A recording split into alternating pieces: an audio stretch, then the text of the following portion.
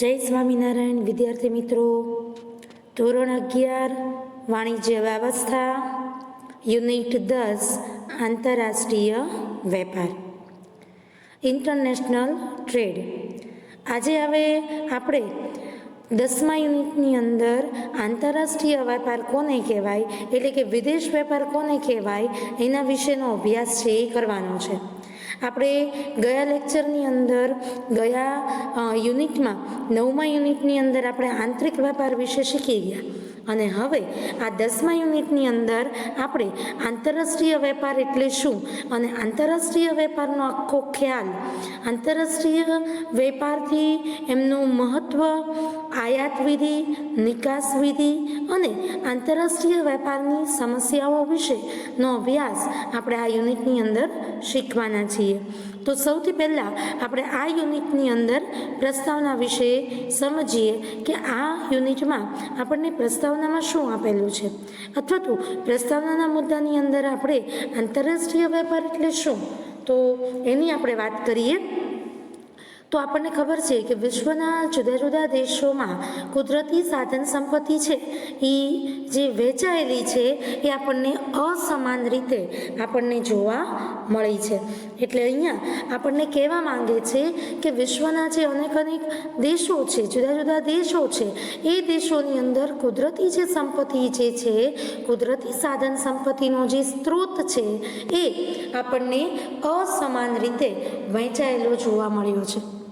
આપણે એક એક્ઝામ્પલ તરીકે કેવું હોય તો ભારત છે, તો ભારતમાં જે કુદરતી સંપત્તિ છે એ બની શકે કે અમેરિકામાં એ ન પણ હોય. એટલે કહેવાનો હેતુ એ છે કે વિશ્વના અલગ અલગ દેશો છે એમાં કુદરતી સંપત્તિ છે એ અસમાન રીતે આવેલી છે, અને એના લીધે શું થાય કે લોકોને પોતાની જરૂરિયાત સંતોષવા માટે બીજા દેશ ઉપર આધાર રાખવો પડે. સ્વાભાવિક છે કે આજે બધી વસ્તુઓ આપણા દેશમાં ન જ મળતી હોય, એટલે આપણે શું કરવું પડે કે આપણે બીજા દેશ ઉપર આધાર રાખવો જ પડે. એવી જ રીતે બીજો કોઈ દેશ હોય તો એને એમના દેશમાં એ વસ્તુ નથી મળતી, તો એને આજે ભારત કે પછી ભારત સિવાયના દેશ ઉપર આધાર રાખવો પડે.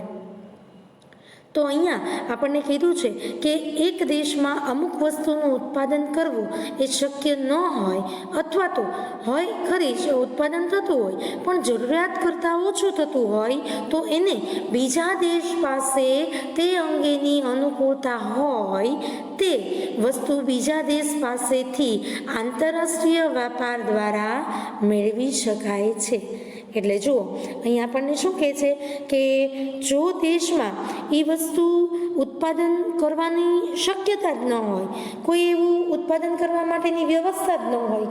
ફોર એક્ઝામ્પલ કે કોઈ એક દેશ છે, માનો કે આપણા ભારતની વાત કરીએ તો ભારતમાં એ વસ્તુ આપણે બનાવી જ ન શકતા હોઈએ, અથવા તો બનાવીએ છીએ પણ દેશમાં એની જરૂરિયાત વધારે છે અને એનું ઉત્પાદન ઓછું થાય છે, તો આપણા દેશને અનુકૂળ બનવા માટે બીજા દેશની કેવી અનુકૂળતા છે અને બીજા દેશ પાસે એ વસ્તુ છે કે નહીં, તો એ રીતે એની સાથે એ દેશમાંથી વસ્તુ આપણે મંગાવવી પડે. એટલે આપણે એની સાથે વેપાર કરી અને આપણે એ વસ્તુ મેળવી શકીએ છીએ. ઉપરાંત અમુક વસ્તુઓ એવી હોય કે જે દેશમાં ઓછા સાધનો, ઓછી મજૂરી અને ઓછા ખર્ચે સારી ગુણવત્તાવાળી બની શકે એમ હોય, તે વસ્તુઓ દેશમાં બનાવી જુદા જુદા દેશમાં મોકલીએ અને એકબીજાની જરૂરી વસ્તુનો અદલો બદલો કરવામાં આવે કે જેનાથી વિશ્વની જે સાધન સંપત્તિ છે એને ઉત્પાદન કાર્યમાં સારામાં સારો ઉપયોગ છે એ કરી શકાય.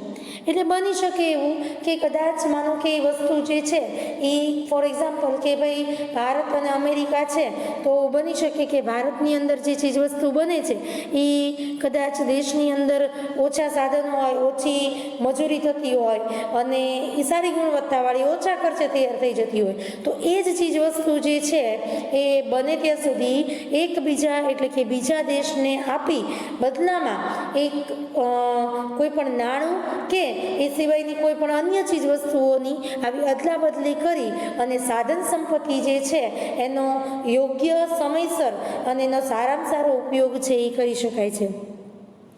વિકસિત દેશો પાસે ઉદ્યોગો હોય અને અલ્પ વિકસિત દેશો પાસે કાચો માલ હોય તો બંને વચ્ચેનો વેપાર અનિવાર્ય બને છે.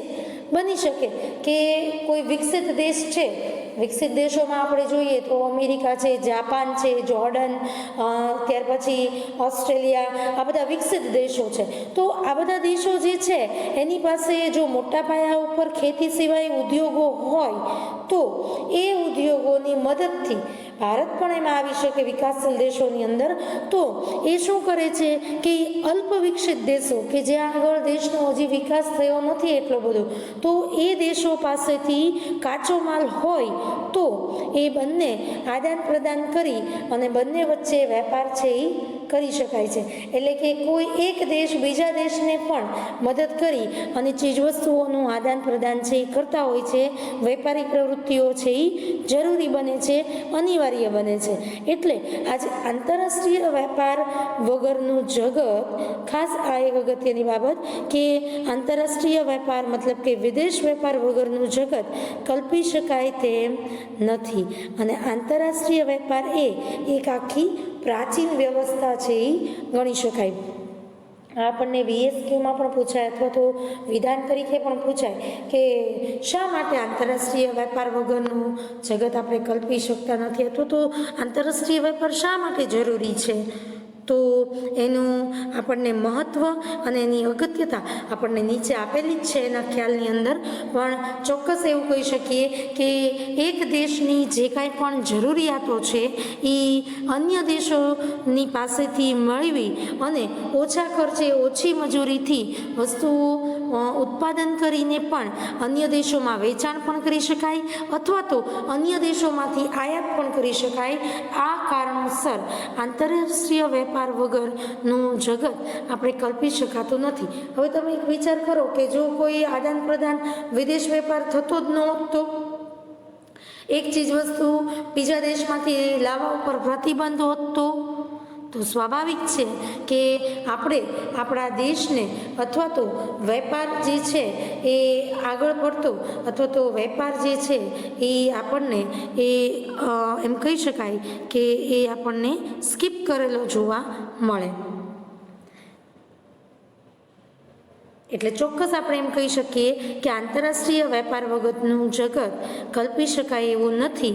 અને આંતરરાષ્ટ્રીય વેપાર છે એ આખી એક એવી વ્યવસ્થા છે, એક દેશ બીજા દેશ સાથે એવા પ્રકારથી વેપાર કરે છે કે જે અત્યારે આધુનિક નહીં પરંતુ પ્રાચીન સમયથી જ આ આખી વ્યવસ્થા છે એ ગોઠવાયેલી આપણને જોવા મળી છે.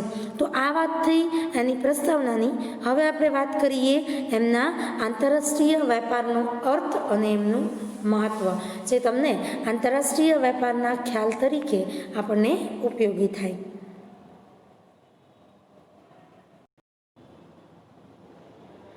તો આપણે હવે જોઈએ આંતરરાષ્ટ્રીય વેપારનો ખ્યાલ. હવે આ જે પ્રશ્ન છે એ તમને પરીક્ષાની અંદર આ રીતે પૂછાય કે આંતરરાષ્ટ્રીય વેપારનો અર્થ આપી તેનું મહત્વ છે એ સમજાવો. પરીક્ષાની અંદર આ ક્વેશ્ચન 2, 3 કે 5 માર્કની અંદર આપણી માટે ઉપયોગી. તો હવે એને આપણે સમજીએ કે આંતરરાષ્ટ્રીય વેપાર એટલે શું, અથવા તો જુઓ એનું બીજું નામ પણ આપ્યું છે વિદેશ વેપાર. તો આપણે ખ્યાલ છે આપણને કે જ્યારે કોઈ એક દેશના લોકો અન્ય સંસ્થાઓ બીજા દેશના લોકો અને સંસ્થાઓ સાથે વેપાર કરે ત્યારે તે વેપારી પ્રવૃત્તિને આંતરરાષ્ટ્રીય વેપાર કે વિદેશ વેપાર કહે છે.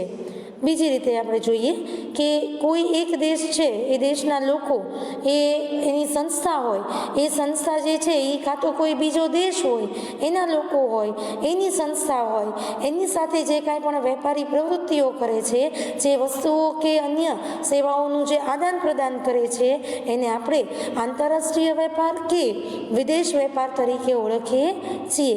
ટૂંકમાં આપણે જો એમ કહેવું હોય તો ચોક્કસ કહી શકીએ કે બે દેશની વચ્ચે થતો વેપાર અથવા તો એક દેશની સરહદની બહાર થતો બે દેશોની સરહદો વચ્ચે થતો વેપાર એને આપણે આંતરરાષ્ટ્રીય વેપાર તરીકે ઓળખીએ છીએ. એ સિવાય અહીંયા આપણને એક વિદ્વાનની વ્યાખ્યા આપેલી છે વિદ્વાનના મત પ્રમાણે, અને એ છે થોમસના મત પ્રમાણે, કે થોમસ નામના જે વિદ્વાન છે એ આંતરરાષ્ટ્રીય વેપાર એટલે શું, તો અહીંયા કહે છે કે એક દેશની પેદાશોનો બીજા દેશ સાથેનો વિનિમય એટલે વિદેશ વેપાર. જો પરીક્ષાની અંદર આ વ્યાખ્યા 1 માર્કની અંદર તમને પૂછાતી હોય છે કે થોમસના મત પ્રમાણે વિદેશ વેપાર કોને કહેવાય, તો અહીંયા સ્પષ્ટ કીધું છે કે કોઈ પણ એક દેશની પેદાશો જે છે એ બીજા દેશ સાથે આપણે જે વિનિમય કરીએ છીએ, જે આપણે આદાન પ્રદાન કરીએ છીએ, એને આપણે વિદેશ વેપાર તરીકે ઓળખીએ છીએ. દાખલા તરીકે આપણે એમ કહીએ કે આપણા ભારતમાં જે આસામની અંદર ચા જે છે, તો ચાની જે પ્રોડક્ટ છે એ આપણે અમેરિકામાં વેચીએ, તો અમેરિકા સાથે આપણે શું કર્યું, ચાનો વેપાર કર્યો, તો એ જે વેપાર થઈ પ્રવૃત્તિ એને આપણે વિદેશ વેપાર તરીકે ઓળખીએ છીએ. એવી જ રીતે હું એમ કહું કે અમેરિકામાંથી જે ઇન્ફોર્મેશન ટેકનોલોજી જે છે એની સેવા અથવા તો એ જે કાંઈ પણ પેદાશો જે છે એ આપણે ભારતમાં મંગાવીએ છીએ, તો આ જે ઇન્ફોર્મેશન ટેકનોલોજી અથવા તો કોઈ ઇલેક્ટ્રિક ચીજ વસ્તુઓ જે છે એનો જે કંઈ પણ વિનિમય થયો એને આપણે વિદેશ વેપાર તરીકે ઓળખીએ છીએ. તો હવે આપણે આગળ એના મુદ્દા તરફ જઈએ કે આ વિદેશ વેપાર જે છે એ વિદેશ વેપારનું મહત્ત્વ શું છે, વિદેશ વેપારની અગત્યતા શું, જે આપણને પરીક્ષાની અંદર વારંવાર પૂછાતી હોય છે પરીક્ષાની અંદર. તો આપણે એક પછી એક એ મુદ્દાઓને જોઈએ કે વિદેશ વેપારનું મહત્ત્વ.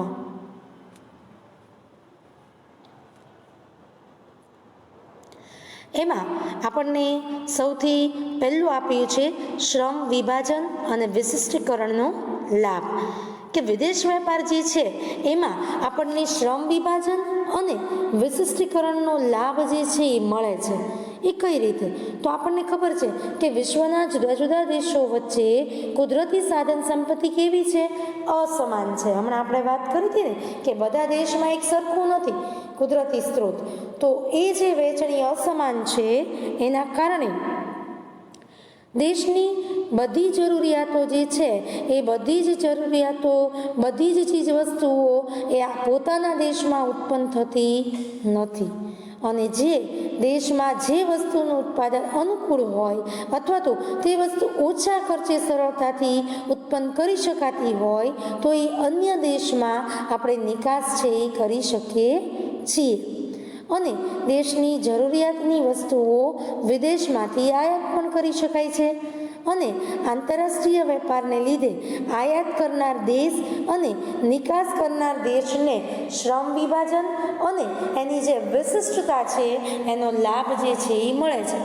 મેં હમણાં જ તમને કીધું કે બધા દેશમાં એક સરખી વસ્તુઓ નથી તૈયાર થતી, તો એ ચીજ વસ્તુઓ એની જે જરૂરિયાતો એ પરિપૂર્ણ થાય એ હેતુથી આપણે કાં તો વસ્તુ એ આયાત કરીએ છીએ અથવા તો એ ત્યાંના જે લોકો છે એની ચીજ વસ્તુઓની જરૂરિયાત છે તો આપણા દેશમાંથી આપણે શું કરીએ છીએ, નિકાસ કરીએ છીએ.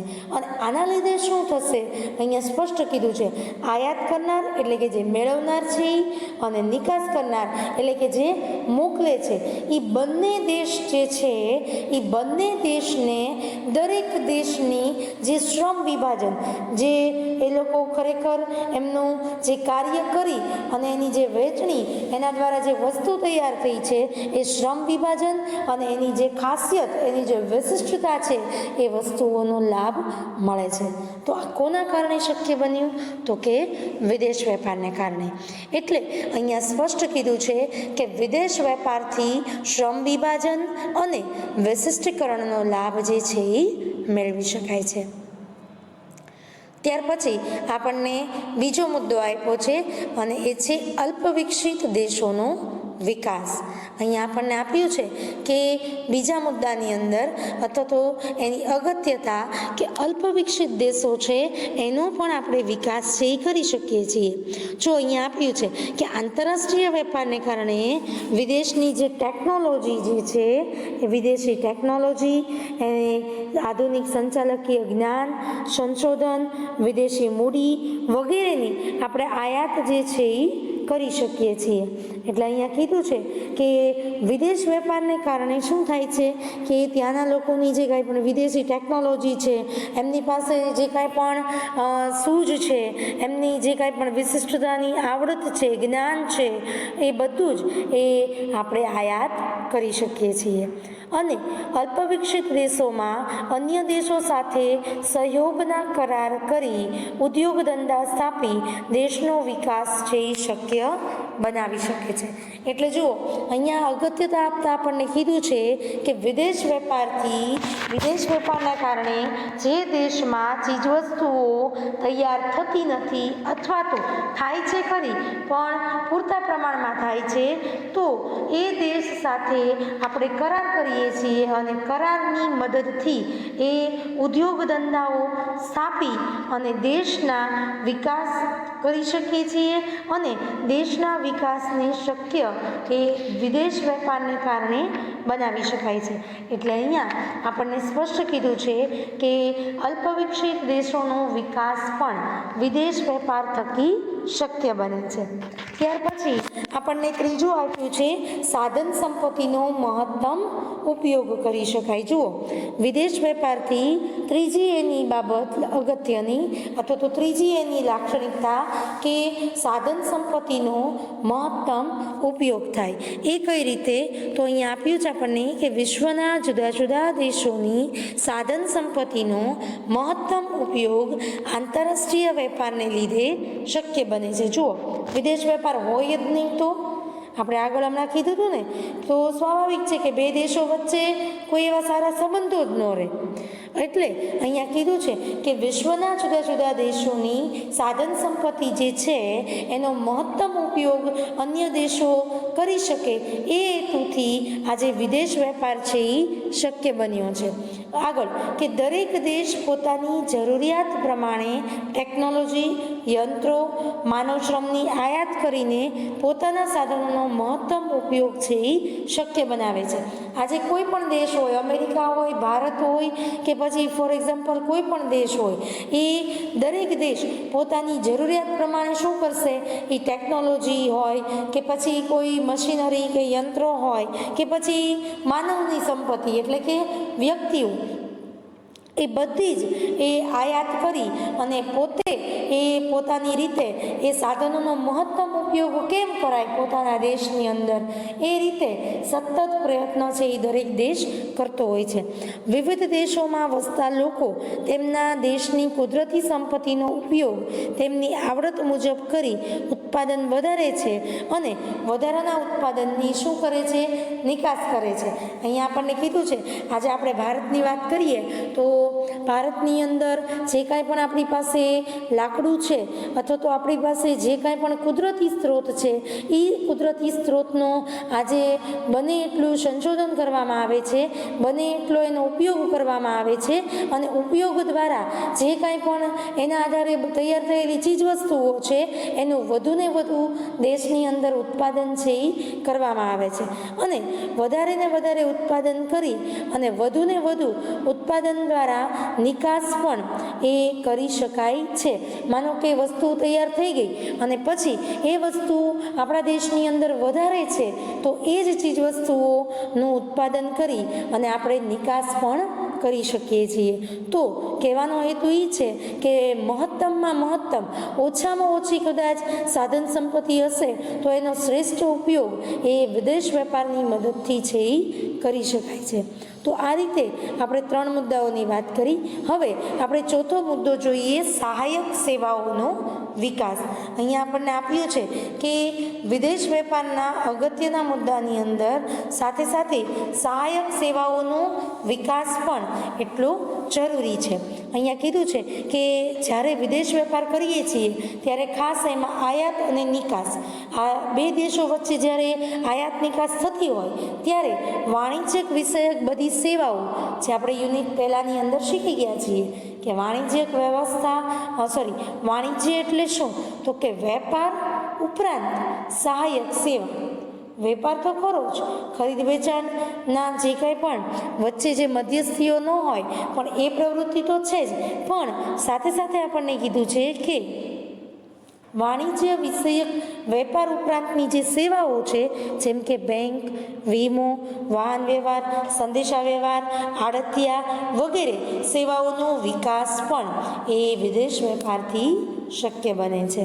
કારણ કે આ બધી ચીજ વસ્તુઓ આ બધી જે સેવાઓ જે છે, જેને આપણે સહાયક સેવાઓ કહીએ છીએ, એ સેવાઓ પણ દરેક દેશમાં સમાન હોતી નથી. અને એટલે એક દેશ બીજા દેશની સેવા મેળવવા માટે પણ વિદેશ વેપાર છે એ કરતો હોય છે, અને એના આધારે એ પોતાના દેશનો વિકાસ શક્ય બનાવે છે.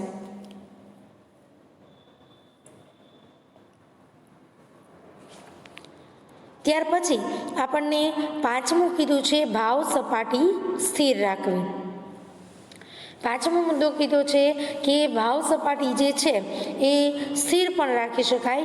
એમાં અહીંયા આપણને કીધું છે કે આંતરરાષ્ટ્રીય વેપાર દ્વારા દેશમાં જે વસ્તુઓ વધુ પડતી છત હોય તેની શું કરવામાં આવે છે, નિકાસ કરી અને ઘટતા જતા ભાવને અટકાવી શકાય છે.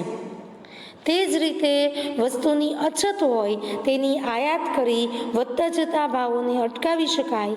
આમ આંતરરાષ્ટ્રીય વેપાર દ્વારા ભાવ સપાટીને પણ આપણે સ્થિર રાખી શકીએ છીએ.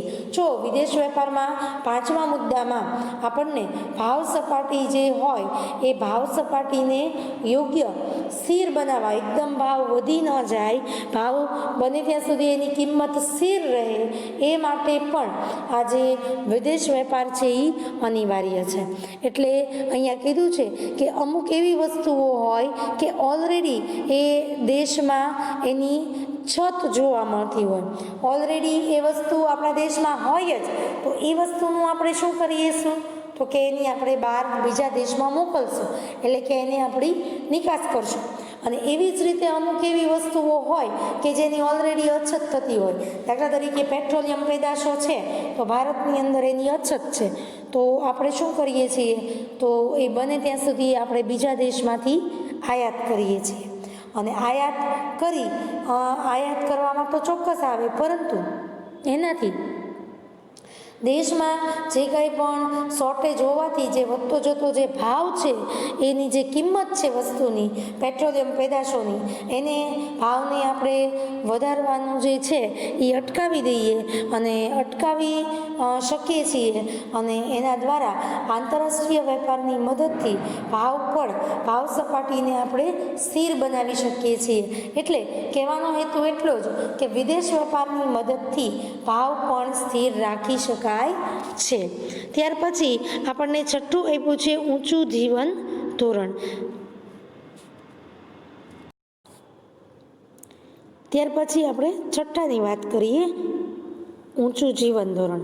તો આંતરરાષ્ટ્રીય વેપારમાં જુદા જુદા દેશો વચ્ચે હરીફાઈ છે એ થતી હોય છે, અને આ હરીફાઈમાં ટકી રહેવા ઉત્પાદકો પોતાની વસ્તુની કિંમત ઓછી હોય અને વધુ સારી ગુણવત્તાવાળી રહે એ માટે શું કરતા હોય છે, સતત પ્રયત્ન કરતા હોય છે. સારી ગુણવત્તાવાળી વસ્તુ નીચી કિંમતે મળતા લોકોના જીવન ધોરણમાં પણ સુધારો થાય છે. હવે જુઓ, જીવન ધોરણની વાત કરી કે ભાઈ દરેક દેશ જે છે એ ઊંચું જીવન ધોરણ, એટલે કે દરેક દેશના લોકો જે છે એ સારું જીવન ધોરણ જીવે એવી અપેક્ષા હોય.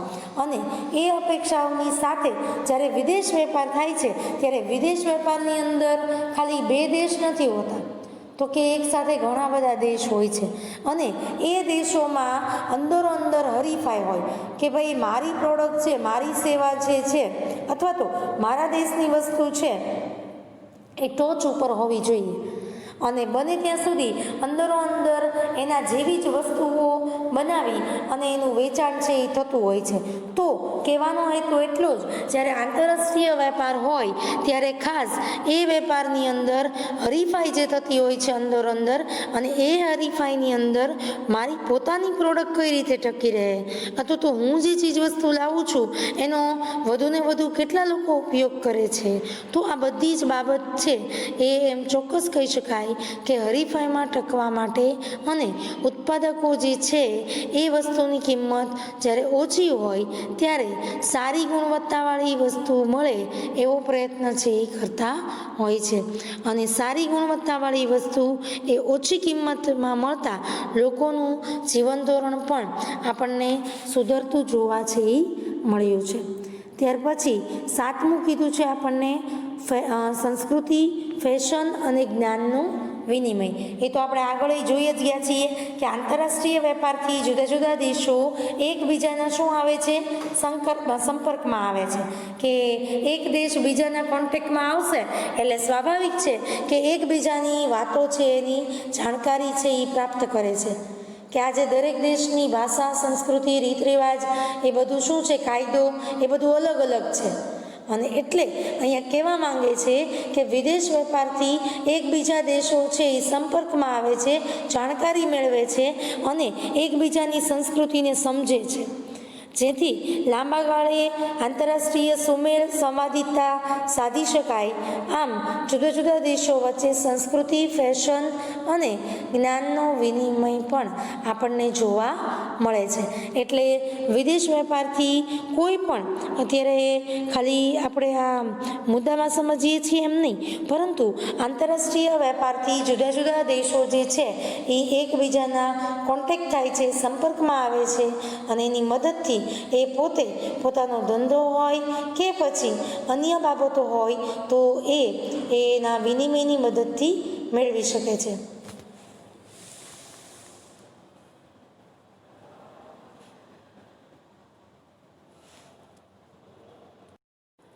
અને લાસ્ટમાં આપણને આપત્તિમાં સહાયરૂપ 8મો મુદ્દો આપણને કીધો છે. આપત્તિમાં સહાયરૂપ થાય છે.